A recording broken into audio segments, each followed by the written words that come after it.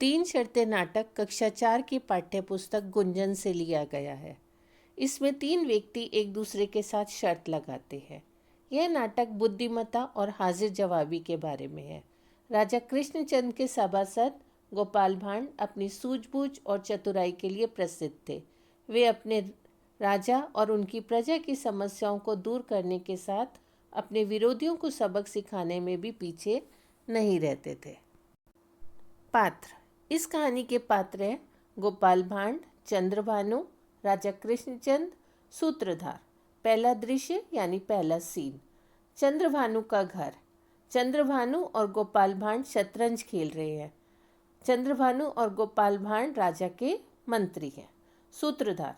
राजा कृष्णचंद के सभासद। सभासद यानी सभा के सदस्य गोपाल से बहुत ईर्ष्या द्वेष यानी जलन रखते थे, क्योंकि वह बहुत हाजिर जवाब था। हाजिर जवाब वह व्यक्ति होता है जिसके पास हर बात का जवाब तैयार रहता है, और वह राजा का प्रिय मित्र था।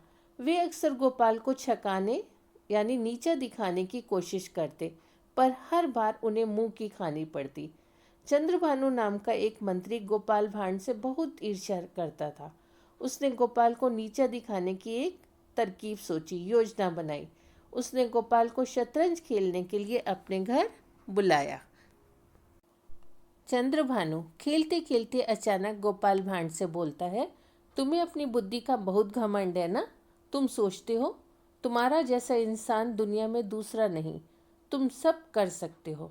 गोपाल शांत भाव से उसकी ओर देखता है। गोपाल चुपचाप से उसकी बात को सुनता है और उसकी तरफ देखता है। चंद्रभानु गोपाल भांड से बोलता है, क्यों, क्या कहते हो?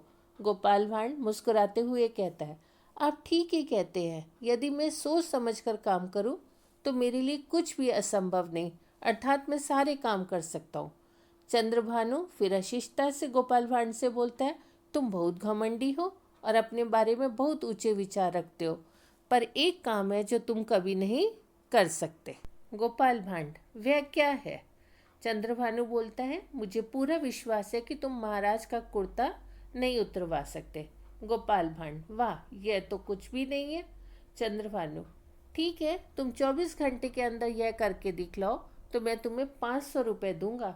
ऐसा ना कर सके तो तुम 500 रुपये मुझे दोगे। मंजूर है ये शर्त? गोपाल भांड स्वीकृति में यानी हाँ बोलते हुए सिर हिलाता है। मुझे शर्त मंजूर है कि वह इस शर्त के लिए तैयार है। दोनों फिर शतरंज खेलने लगते हैं। दूसरा दृश्य। राजा कृष्णचंद की सभा और गोपाल उछलता कूदता हुआ प्रवेश करता है। गोपाल भांड झुककर प्रणाम करते हुए, महाराज महाराज, मेरे अंदर एक अजीब सी दिव्य शक्ति यानी दैवी शक्ति प्रवेश कर गई है। मैं वह सब देख सकता हूँ जो और कोई नहीं देख सकता। राजा मुस्कुराते हुए बोलते हैं, अच्छा, कोई उदाहरण पेश करो। गोपाल भांड, मुझे आपके दाहिने कंधे पर एक छोटा सा काला तिल दिखाई दे रहा है। महाराज, राजा को लगा कि ये ऐसे ही बोल रहा है, इसलिए राजा आनंद लेते हुए बोले, अच्छा ऐसा है? गोपाल भांड बोला, मैं ठीक ही कह रहा हूँ। राजा अधिराज यानी राजाओं के राजा, मुझे वह तिल स्पष्ट यानी बिल्कुल साफ दिखाई दे रहा है। तो राजा बोला, तो ठीक है, मैं तुम्हारे साथ शर्त लगाता हूँ।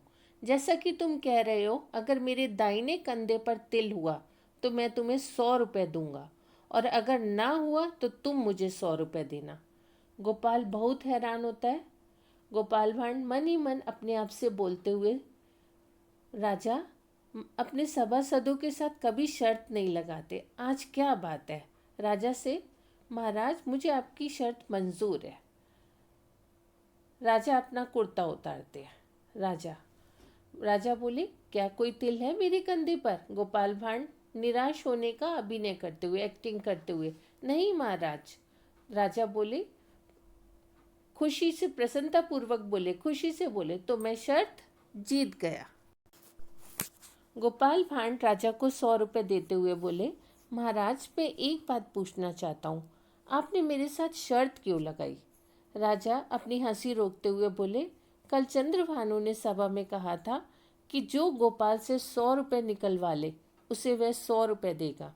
चंद्रभानु को विश्वास ही नहीं था कि कोई भी तुम्हें मूर्ख नहीं बना सकता है। मैंने सोचा कि क्यों ना मैं ही कोशिश करूं, और आज ही अवसर मौका मिल गया।